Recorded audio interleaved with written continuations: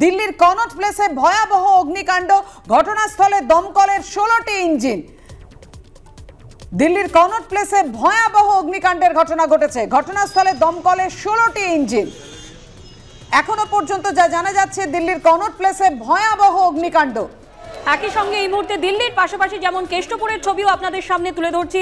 ভর দুপুরে রবীন্দ্রনগরের বাজারে আগুন লাগে, ভস্মীভূত হয়ে যায় দোকান, গ্যাস সিলিন্ডার ফেটে আগুন বলে প্রাথমিক অনুমান। এবং পাশাপাশি আপনাদের সামনে সিঙ্গুরের ছবিও তুলে ধরছি, যেখানে রাষ্ট্রায়ত্ত ব্যাংকে আগুন লাগে। স্থানীয়দের চেষ্টায় বড়সড় বিপত্তি থেকে রক্ষা পাওয়া যায়।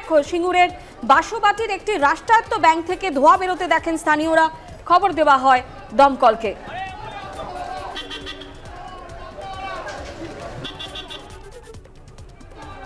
কেষ্টপুর সিঙ্গুরের পাশাপাশি দিল্লির ছবি আপনারা দেখছেন। কনট প্লেসে ভয়াবহ আগুন লেগেছে, 16টি ইঞ্জিন ঘটনাস্থলে পৌঁছেছে।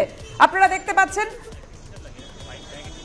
ভর দুপুরে কেষ্টপুরে যেভাবে ভয়াবহ আগুন লেগেছে, তার পাশাপাশি দিল্লির কনট প্লেসের ছবি আপনাদের সামনে রেখেছি।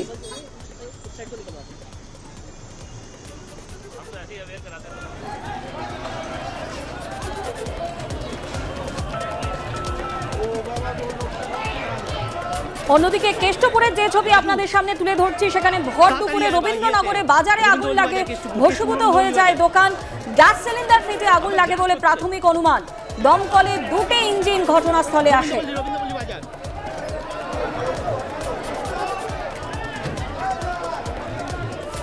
নিয়োগ দুর্নীতি মামলায় তৃণমূল কাউন্সিলর পার্থ সরকারকে তলব করে ইডি এবং তারই ঘনিষ্ঠকে তলব প্রসঙ্গে মুখে কুলুপ পার্থ চট্টোপাধ্যায়ের। নিয়োগ দুর্নীতি মামলায় আজ প্রাক্তন শিক্ষামন্ত্রীকে আলিপুরে বিশেষ সিবিআই আদালতে তোলা হয়।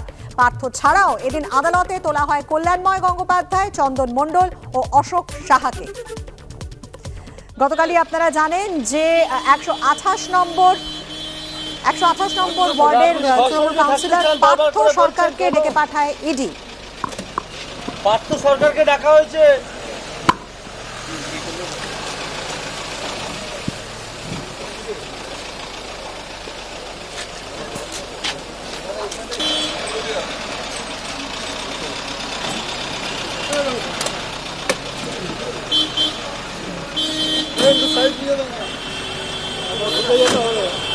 পার্থদা, আপনার শরীর কেমন আছে?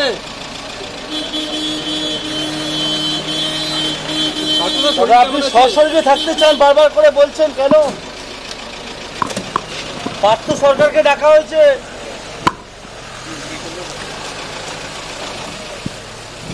কথা বলবো আমাদের প্রতিনিধি পার্থ প্রতিম ঘোষের সঙ্গে। পার্থ প্রতিম, আমরা শুনলাম যে তোমরা যখন প্রশ্ন করলে পার্থ চট্টোপাধ্যায়কে, তিনি একেবারে নিশ্চুপ ছিলেন আজ।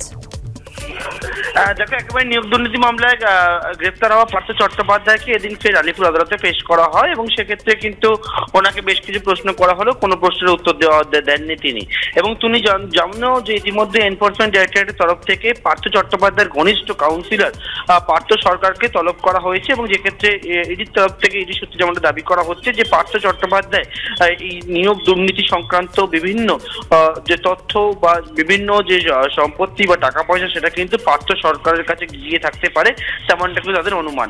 যদিও এ প্রসঙ্গে আজ এদিন পার্থ চট্টোপাধ্যায়কে প্রশ্ন করা হলে যে তার ঘনিষ্ঠ কাউন্সিলর পার্থ সরকারকে তলব করা হয়েছে, তিনি কিন্তু কোন রকম কোনো উত্তর দেননি। আজকে আদালতে কিছুক্ষণ পরে সিবিআই এর তরফ থেকে পার্থ চট্টোপাধ্যায় সহ বাকিদের যাদের নিয়োগ দুর্নীতিতে গ্রেফতার করা হয়েছে সেই বিষয়ে সওয়াল জবাব শুরু করা হবে এবং দেখার বিষয় সিবিআই এর তরফ থেকে নতুন কোনো তথ্য এদিন আদালতের সামনে নিয়ে আসা হয় কিনা। বেশ, ধন্যবাদ পার্থ প্রতিম।